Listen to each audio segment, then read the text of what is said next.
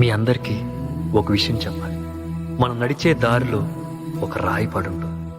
అందరూ దాన్ని తొక్కుకుంటూ ముందుకెళ్తారు. ఒక శిల్పి మాత్రం ఆ రాయిని తెచ్చి చెక్కి దానికి ఒక రూపాన్ని ఇస్తాడు. దారిలో పడున్న రాయిని దేవుణ్ణి చేస్తాడు. తొక్కిన వాళ్లే చేతులెత్తి మొక్కుతారు, పూజలు చేస్తారు. కానీ చెక్కిన ఆ శిల్పిని మాత్రం ఎవ్వరూ పట్టించుకోరు. ఆ శిల్పి కూడా వాళ్ళ నుంచి ఏమీ ఆశించడు. ఇంకొక రాయిని తెచ్చి దేవునిగా మలిచే పనిలో ఉంటాడు. ఈరోజు నేను software, Sujatha IAS, Chandu writer, doctors, lawyers, engineers, ఇలా మమ్మల్ని చెక్కిన మాస్టర్లు మాత్రం అమాయకుల్లా ఎక్కడో వెనకాలే కూర్చుండిపోయి మమ్మల్ని ఈ స్టేజికి తీసుకొచ్చి గౌరవిస్తున్నారు.